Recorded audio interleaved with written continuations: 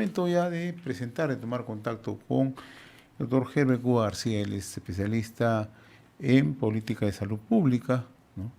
Comentarista del portal de opinión El Montonero. Qué gusto saludarlo, doctor Herbert Cuba. Tenga usted buenos días, muy amable. Muy buenos días y un saludo a través suyo a todos los peruanos y también contento de estar en el último programa del año en tu programa, José. Comencemos con el tema de la COVID-19, ¿no? El Ministerio de Salud acaba de confirmar que en tan solo un mes los casos positivos de COVID pasaron de 5 a 35%, ¿no? ¿A qué obedece, cree usted? Usted es una persona bastante estudiosa en el tema. Mire, se han juntado tres aspectos importantes.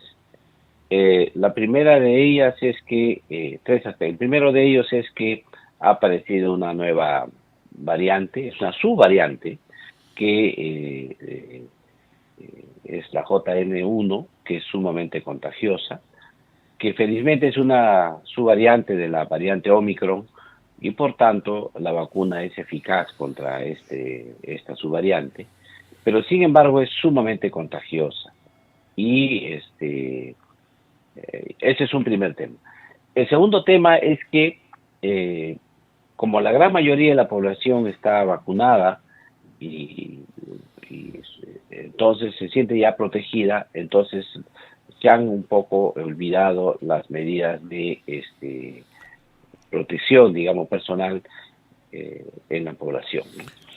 Y el tercer aspecto que se tiene es que la población constata que es una enfermedad leve, ¿no? Que pasa con un resfrío común en pocos días y por lo tanto a veces se enferman y ni siquiera van a comunicarle al médico o no se van siquiera a hacer sus pruebas para poder determinar si es que ha sido un resfrío común, ha sido una influenza o ha sido COVID-19. Por eso es que estos tres aspectos hacen que las medidas que toma la población de bioseguridad se relajen y nos encontremos frente a una idea equivocada que ya la epidemia pasó sin tomar en cuenta que el virus SARS-CoV-2, que da la enfermedad COVID-19, ya ha venido a quedarse y esto va a ser un tema estacional permanentemente. Usted mencionaba hace unos instantes el tema de la vacunación, ¿no? Hace unos días conversábamos con el doctor Suárez, el director del Instituto Nacional de Salud, ¿no? Y él nos explicaba que tan solo el 22% de la población mayor de 18 años se ha vacunado con o tiene la vacuna bivalente, 2.800.000, ¿no? Y hay lugares como Piura, donde cerca de 1 millón de personas no tiene esta vacuna. Entonces, ¿por qué nos hemos avanzado en que la población se interese y sobre todo vaya a vacunarse? ¿Cuál es la razón de fondo, cree Aquí usted? hay algunas razones. La primera de ellas es que la población, como hemos señalado, los aspectos que he señalado, ha perdido el interés en esta COVID-19, ¿no? Y con esta vacunación que ha tenido previa y se sienten ya protegidos. Pero el segundo tema es que ha habido toda una corriente muy fuerte contra la vacunación, que de alguna manera ha calado en muchos sectores, que señalan que exacerban que los síntomas o las molestias que ha tenido la gente con COVID como que hubieran sido producidos por propia vacuna. Esto por un lado, y por otro lado, muchos temas han sido transmitidos por las redes sociales con conclusiones, con estudios, etcétera, pseudocientíficos, que ha generado una confusión, digamos, una desinformación en la población y que tengan otra vez miedo en seguir continuando con la siguiente dosis de vacunación. Y el tercer aspecto que hay que tomar en cuenta en esto es que cuando se pasa de una vacunación que era preferente, como era el caso de la COVID-19, a una vacunación regular, como ha pasado ahora esta vacuna, porque es obvio que entra en en el paquete, digamos, en el grupo de vacunas que se colocan regularmente en el país, ahí ocurre un tema de una brecha, de paso de un sistema de vacunación a otro, que también ha, ha tenido un impacto, digamos, en el país. A hoy día ya es al contrario, a raíz de este incremento rápido de la vacunación, ahora los centros de vacunación están llenos. La gente va a pedir su vacunación, hasta pide su bivalente para que le coloquen rápidamente, y esto ha crecido la vacunación en estos últimos días rápidamente. También han ido la gente a solicitar pruebas de laboratorio, y esto ha puesto otra vez también en aprietos, digamos, al sector salud, que ha tenido que en pocos días recibir una alta demanda, precisamente porque la gente no ha dosificado su demanda progresivamente a lo largo del año, y al momento que la gente observa que sube la curva de contagios, que inmediatamente la gente se asusta y acude a los centros de vacunación en modo masivo, en modo inconveniente para la precaria respuesta sanitaria que tiene nuestro país. El otro tema también, doctor Cuba, que quería yo tocarle, es, hace unos días salió un informe de la Contraloría General de la República, referido a los centros, al primer nivel de atención de salud, ¿no? Y hablaba de la precariedad en la que se encuentran. Usted en reiteradas oportunidades ha tocado este tema, ¿no? ¿Por qué no se le pone la atención debida a este primer nivel? Mire, sí, existe una enorme coincidencia entre lo que se viene haciendo desde el año 2011. El fortalecimiento del primer nivel de atención es una política, un planteamiento desde el año 2011 que los gobiernos desde esa época no la han ejecutado. Y entonces ahí hay un tema estructural. Contraloría se queda corta, porque Contraloría ha hecho un estudio muy somero, solamente de 1.878 establecimientos de salud. No ha hecho un sondeo, ha hecho. La cosa es más Pero grave. la cosa es más grave porque hay el 98% de los establecimientos de salud del primer nivel del Perú, o sea, casi todos, por no decir todos, tienen falencias, tienen deficiencias para dar una respuesta adecuada a la población. Si uno se preguntara, de 100% como capacidad de respuesta del Estado para la población en salud, nuestra capacidad de respuesta está alrededor del 30%, no da más. Esto es insuficiente para las necesidades que tiene la población. Entonces, la Contraloría lo que ha hecho es ya señalar en este universo pequeño que él ha visto de 1.878, tomando en cuenta que el Perú solo en el sector MINSA y gobiernos regionales tiene 8.500 establecimientos, no ha tomado en cuenta todos los otros establecimientos que tienen los otros sectores, como son sanidad militares, fuerzas policiales, salud, etcétera. Solamente se ha referido a 1.800 y pico de establecimientos que son exclusivamente del sector salud. Y en ellos se ha hecho una disgregación que yo creo que es inclusive, como le explicaba, insuficiente. Pero además, la Contraloría se ha basado en normas que están en revisión. Por ejemplo, ha usado para este estudio la categorización de establecimientos de salud como que todos sabemos que está suspendida en el país debido a que el Perú se encuentra en un proceso de cambio a un nuevo modelo de gestión que son la administración en función a redes integradas de salud. Es decir, lo que se trata el día de hoy es fortalecer el primer nivel de atención, pero en el marco de las redes integradas de salud. Entonces, la Contraloría ha hecho una mirada por sondeo en función a normas que están en un proceso de cambio y que tienen una mirada hacia, como es natural, eso es lo que tiene que hacer la Contraloría, mirar con lo que está vigente.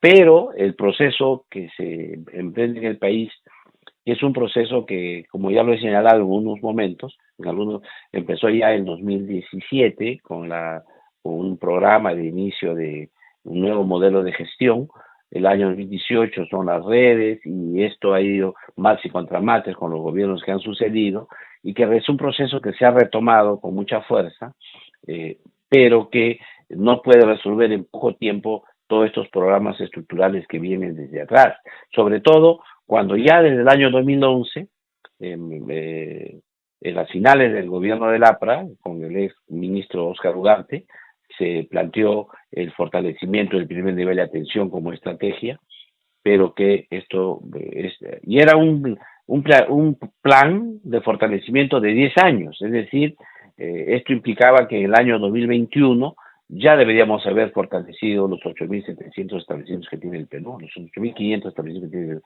el sector MINSA y gobiernos regionales. Pero eso no ha ocurrido, al contrario, ha sido totalmente un, un, un fiasco, porque como sabemos, durante la pandemia se evidenció duramente que estos establecimientos no estaban preparados para enfrentar la pandemia, y además fueron casi cerrados por el gobierno en ese momento con una equivocada modelo de gestión contra la pandemia. Pero esto, el año 2013, con una nueva orientación en base a redes, hay ahora un fortalecimiento del primer nivel en el marco de las redes integradas de salud, que es evidente que va a tomar tiempo. El ministro actual ha señalado un inicio de unos 1.000 establecimientos, que eso no significa que no va a haber los 8.500, sino que es un tema progresivo, por etapas, digamos, porque en el Perú hay una brecha muy seria entre lo que la gente tiene un seguro, que dicen que tiene un seguro, según la ley el 100% de la población tiene un seguro. Sin embargo, lo real es que no hay capacidad para responder frente a ese seguro, no hay oferta para que la gente ejerza este derecho, porque tiene lo que se llama una muy baja cobertura prestacional. Entonces, si tú tienes una brecha de esa magnitud entre el derecho del ciudadano, dado por norma, porque tiene un seguro, y este seguro no lo puede ejercer porque no tiene su oferta, porque no se ha fortalecido la oferta para que cumplan los derechos ciudadanos, entonces estamos en un sistema totalmente quebrado. Por eso es que en esta etapa es muy importante centrarse en fortalecer no solamente, ojo, y aquí quiero saber, no solamente el primer nivel de atención, sino en el marco de las redes integradas de salud se fortalecen también los hospitales y los institutos, porque lo que se requiere ahora, más que pensar en un tema de, de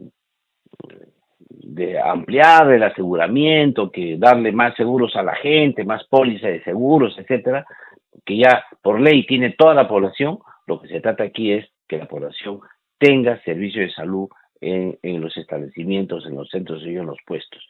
Y esto es complicado, y hay varias estrategias que se han tomado.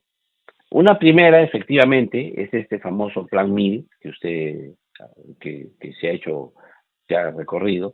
El segundo es que se ha mejorado, digamos, algunas estrategias con el plan móvil, es decir, MINSA móvil le llaman, que son hospitales que se arman para ir en modo itinerante por las diversas regiones del país para brindar atención con especialistas, etcétera, de la población que todavía no llega.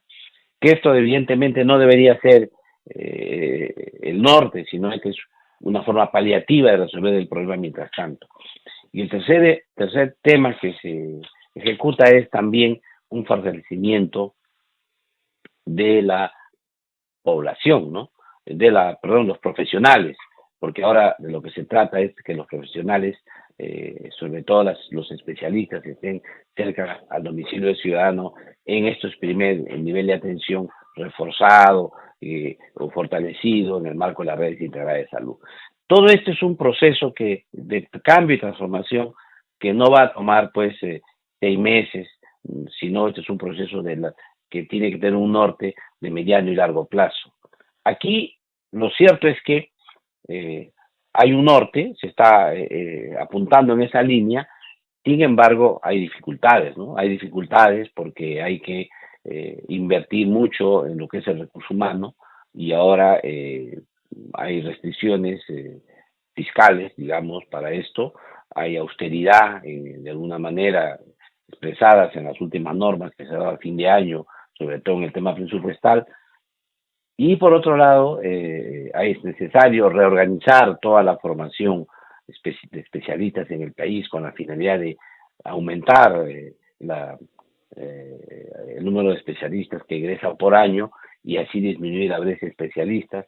Hay que invertir en el fortalecimiento de los recursos humanos y esto no pasa solo por el tema de cuantitativo, de número de especialistas y de profesionales y de trabajadores, sino sobre todo en el aspecto cualitativo y de una redistribución de ellos en modo eficiente en el territorio nacional. O sea, este es un campo mayor, no es solamente decir voy a poner cemento y ladrillo, voy a construir centros de salud.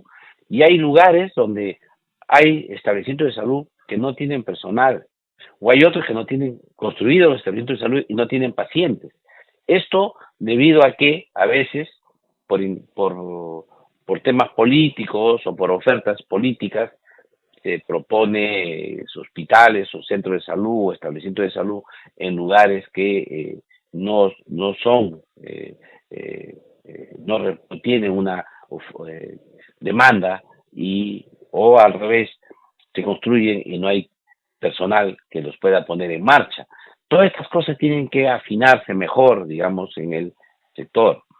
Lo cierto es que todo este periodo que tenemos de los últimos años, 20 años, que la salud aumentó muchísimo el financiamiento, sin embargo este financiamiento ha ido simplemente para paliar, para aumentar mayor burocracia o para crear el famoso aseguramiento, que todos tengan una póliza de aseguramiento sin haber ido en contraprestación con la oferta de servicios que debía tener el Perú y con los diseños que hemos comentado. Ahora, esto requería también un consenso. En esto hay que señalar que el Foro del Acuerdo Nacional pudo agrupar a sus diversos estamentos para discutir exclusivamente el tema de la salud y hay casi quizá ahí donde se ha avanzado más en todas las áreas que tiene el Foro del Acuerdo Nacional, porque inclusive ha hecho hasta casi una hoja de ruta de modo inmediato, mediano y largo plazo. Además, el Congreso de la República también en su agenda anual de sesiones ha puesto los temas del Foro del Acuerdo Nacional como motivo de agenda. Por otro lado, el CEPLAN, que es el que prepara, para que sirve como norte para los planes sectoriales en el país, también tiene al Acuerdo Nacional como base. En consecuencia, hay ya todo un consenso para lograr transformar y cambiar la salud en el país. El tema aquí pasa por restricciones, primero de actores, de gente que esté preparada para el cargo, segundo, presupuestales, debido a que pasamos por un bache económico que genera restricciones presupuestales. Tercero, por establecer prioridades nacionales que permita saber qué es lo primero y qué es lo segundo y que haga que se asignen los recursos correspondientes para ello. En este tema también, por ejemplo, valga el espacio, se señala que se ha trabajado en el Ministerio de Salud por primera vez, por ejemplo, unas prioridades nacionales validadas por la propia población. Y esto es interesantísimo, de cómo la población ha expresado sus necesidades y ha habido hasta en algunas personas hasta signos de admiración, porque decían que la población, por ejemplo, en lugar de decir que el primer tema en el país es la anemia y la tuberculosis y las diarreas, que es lo que uno siempre piensa, la gente te dice como el primer tema es agua potable. O sea, la gente te dice, señores, póngame agua potable, agua y desagüe, ese es mi primer tema. Y si uno lo analiza como causa de las causas, que es lo que uno ve cuando ve determinantes sociales, uno se da cuenta que tiene bastante lógica, porque si yo tengo agua y desagüe, no voy a tener diarreas porque voy a disminuir las diarreas en todo caso, porque voy a tener agua potable, lavarse las manos, evitar los contagios. Hasta el COVID uno se evita con lavado de manos permanente. Vamos a evitar que los niñitos sufran diarreas y se nutran bien y no haya anemias. Y así sucesivamente. Es una cadena que cuando uno mira finalmente el efecto, la consecuencia es el enfermo, pero hay factores de riesgo, pero también hay determinantes que generan estos riesgos que producen estas enfermedades. Precisamente estos determinantes nuevos, estas prioridades nacionales que se han establecido así, validadas, digamos, por la propia población, han generado una nueva orientación, ¿no? Le da nuevas pautas al gobierno para poder establecer formas distintas de organización sanitaria que permita cambiar, ¿no? Y si no tenemos las prioridades sanitarias nacionales, regionales y locales claras, es probable que no haya una asignación de recursos eficiente o no haya tampoco una simbiosis o una unión con la población, una satisfacción de las necesidades de los ciudadanos adecuadamente. Pero además de estos establecimientos de prioridades, además del recurso, además de la gente capacitada que necesitamos para esto, necesitamos establecer todo un marco normativo nuevo. Necesitamos hacer cambios en las leyes, en los reglamentos del ministerio, que son muy frondosos y que evitan muchas veces, se ponen como trabas para el desarrollo de la salud del país. O sea que la tarea es muy grande y los retos que se tienen para el año 2024 son mayores que los del año 2023. Esto ha sido un año difícil de estabilidad, de la gobernabilidad, pero creo que los retos para el próximo año son grandes y espero que los funcionarios públicos estén a la altura de esto. Muy bien, doctor Herbert Cuba, yo le agradezco como siempre la amabilidad de compartir esta comunicación cada sábado a través de RCR, Red de Comunicación Regional. Seguiremos el 2024. Aprovecho la oportunidad para desearle un feliz 2024. Yo también, a su vez, deseo expresar a toda la población peruana un feliz 24, sobre todo con esperanza y sin olvidarnos que vivimos en un régimen democrático todavía y que esto merece que todos los peruanos tengamos que defender nuestro sistema de gobierno de tal manera que podamos tener finalmente crecimiento económico y social. Muy bien, le agradezco la gentileza. Saludos, muy amable, buen día. Gracias.